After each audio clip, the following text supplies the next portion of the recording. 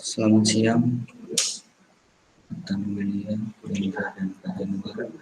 Di sini saya akan memaparkan laporan hasil tugas akhir saya yang berjudul Rancang Bangun Sistem Mendukung Keputusan Pemilihan Metode Lot Sizing Terbaik untuk Pengendalian Persediaan Bahan Baku pada UD Tanjung Sari.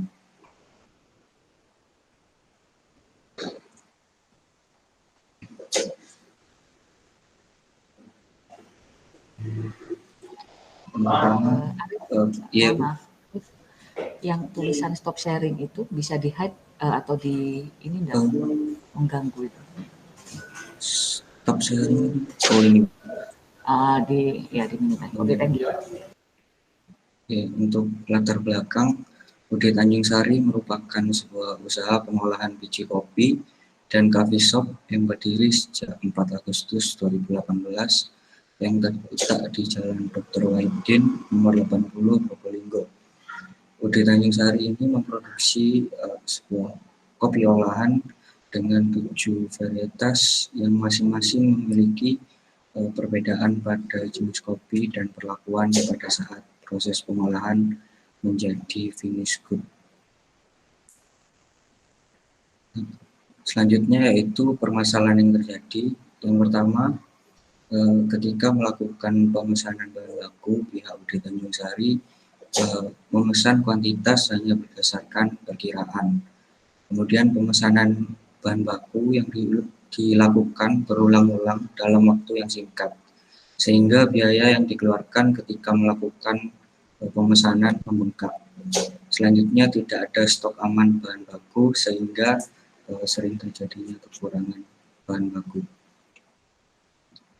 Selanjutnya itu solusi yang diberikan, pertama membuat sebuah aplikasi yang dapat menghitung jumlah stok aman untuk persediaan bahan baku. Kemudian membuat aplikasi yang dapat menghitung kuantitas dan periode yang optimal untuk setiap pembelian bahan baku. Di sini ada metode yang digunakan karena dari penelitian yang telah dilakukan sebelumnya, diketahui bahwa tidak ada satu teknik yang selalu menjadi teknik yang terbaik.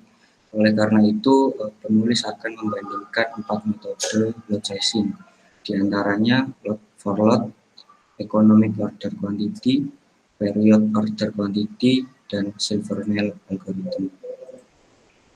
Kemudian batasan masalah, penelitian ini hanya membahas pengendalian persediaan bahan baku. Dan penelitian ini tidak membahas modul penjualan dan pembelian.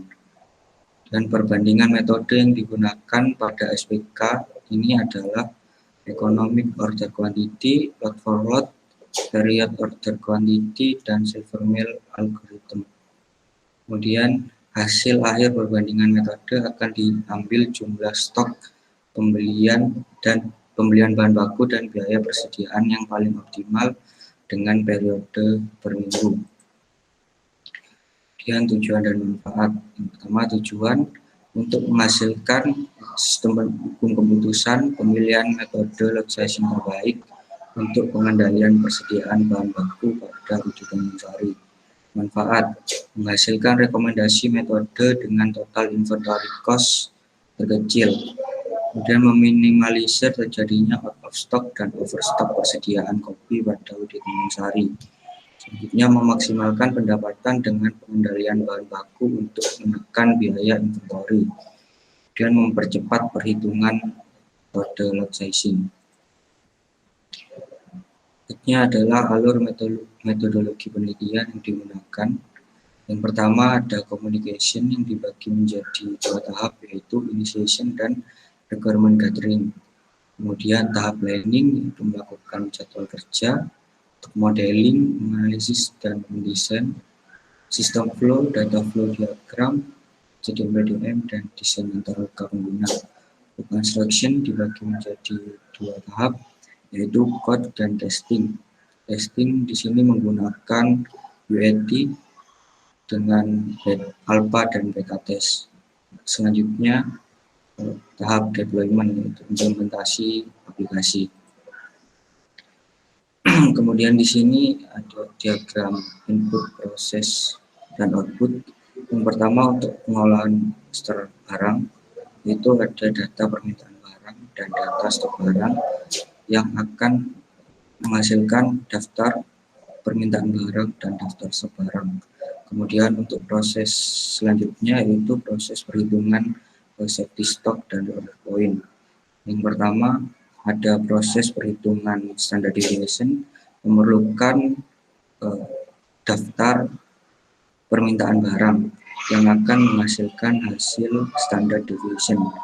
Kemudian untuk perhitungan safety stock memerlukan hasil standard deviation dan data safety vector yang nantinya akan menghasilkan output berupa hasil safety stock. Kemudian proses selanjutnya yaitu perhitungan reorder point yang memerlukan hasil safety stock dan daftar stok barang. Untuk proses selanjutnya itu perhitungan SPK. Di sini ada empat metode yaitu load for load, POQ, dan silver mill yang masing-masing membutuhkan data input berupa data on hand stock, data ordering cost, data holding cost, dan gross equipment yang akan menghasilkan output berupa hasil dari perhitungan masing-masing metode. Kemudian ada perhitungan akhir dengan inputan hasil perhitungan dari keempat metode yang tadi menghasilkan hasil perhitungan SPK. Kemudian selanjutnya adalah proses pencetakan laporan, membutuhkan daftar stok barang, daftar permintaan barang, kemudian hasil safety stock, hasil reorder point, dan hasil perhitungan SPK yang nantinya outputnya berupa laporan SPK, laporan permintaan barang, laporan stok barang, laporan hasil safety stock, dan laporan hasil reorder point. Selanjutnya implementasi. Di sini saya akan memberikan sampel yang dengan on hand stock sejumlah 0, holding cost sejumlah Rp110, ordering cost Rp101.692 dengan periode sebanyak 8, dengan masing-masing gross equipment sebanyak 100, 200, 200, 100, 100, 200, 200, dan 100. Kemudian untuk flow load sizing-nya dimulai dari pengecekan gross equipment periode saat ini. Nantinya akan dicek ketika on hand stock dikurangi gross rate apakah kurang dari 0. Jika iya, maka akan melakukan pemesanan bahan baku pada periode sebelumnya sejumlah Q optimal. Q optimal didapat dari jumlah kuantitas dari perhitungan metode keempat metode sebelumnya. Kemudian dilanjutkan untuk penerimaan saat ini adalah sejumlah pemesanan kemarin, jumlah kuantitas yang dipesan kemarin. Kemudian NR net rate untuk minggu ini sejumlah gross rate dikurangi OHI. Kemudian selanjutnya OHI untuk yang akan datang yaitu sejumlah PORL dikurangi NR. Kemudian akan dicek apakah periode ini sama dengan total periode yang ada. Jika tidak, maka akan diulangi kembali. Jika ya, maka akan selesai. Selanjutnya adalah pemetaan untuk load sizing. Adalah pemetaan untuk load for load.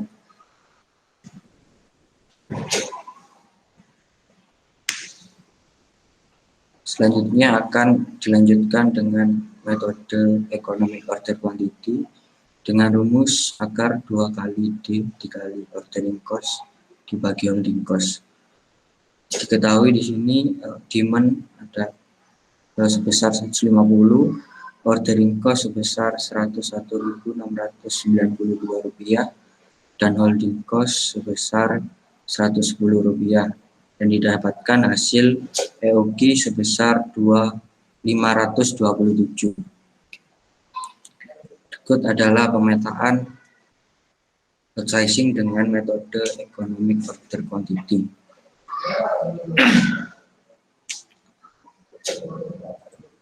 Selanjutnya menggunakan period order quantity dengan rumus EOQ dibagi demand. Diketahui EOQ sebesar 527 dan demand sebesar 150, maka hasil dari POQ sebesar 4 minggu.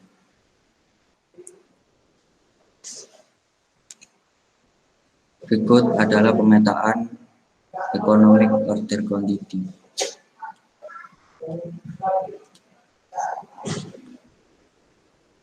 Selanjutnya ada metode Silvermeal algorithm. Di sini metode ini menggunakan teknik trial and error, jadi menggunakan algoritma yang mencari total average cost terkecil. Dan dapat diketahui untuk pemesanan periode 1, 2, 3, 4, dan 5 dikombinasikan untuk pemesanan yang pertama dan pemesanan kedua periode 6, 7, dan 8 yang dikombinasikan. Berikut adalah pemetaan untuk Silvermeal algorithm.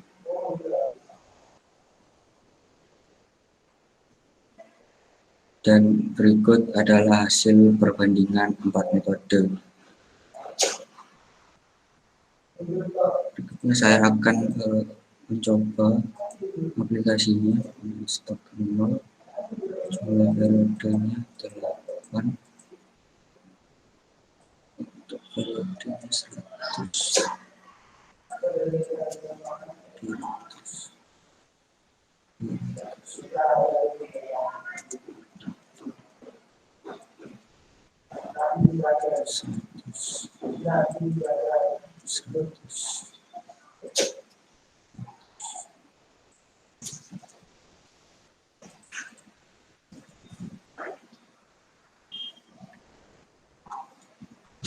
Ya, di sini aplikasi akan menghasilkan perhitungan SPK beserta pemetaan lot sizing dari keempat metode.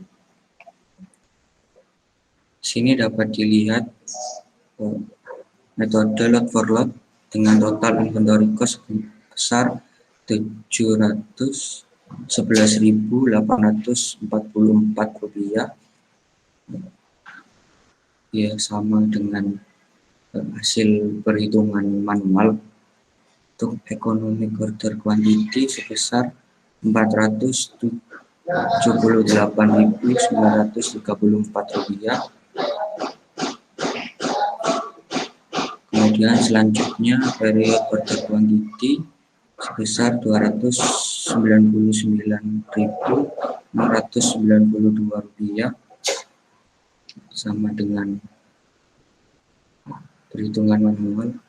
Selanjutnya metode Silvermeal sebesar Rp288.692, sama dengan perhitungan manual. Kesimpulan, pada sistem yang dibuat dapat melakukan sebuah proses perhitungan secara otomatis untuk model safety stock, order point, dan SPK, sehingga disimpulkan bahwa aplikasi sesuai dengan fungsi dan kebutuhan yang diharapkan. Pada hasil testing aplikasi dapat menunjukkan bahwa aplikasi berjalan dengan baik dan mudah digunakan oleh pengguna. Kemudian aplikasi yang telah dibuat dapat mencetak beberapa laporan, diantaranya laporan stok dan permintaan, laporan safety stock, dan order point, laporan hasil perhitungan SPK. Saran, aplikasi ini dapat dikembangkan dengan menambahkan modul peramalan agar sistem pendukung keputusan mempunyai data ramalan sebagai data tambahan. Selanjutnya saya akan mendemokan modul-modul yang belum saya jelaskan. Yang pertama, untuk master data pengguna, di sini ada master user yang nantinya digunakan untuk login, admin berstatus 1 dan gudang berstatus 2. Karena di sini penggunanya hanya 2, yaitu admin dan kepala gudang. Kemudian data barang, di sini data barang akan menyimpan data barang dan harga bahan baku dari setiap bahan baku.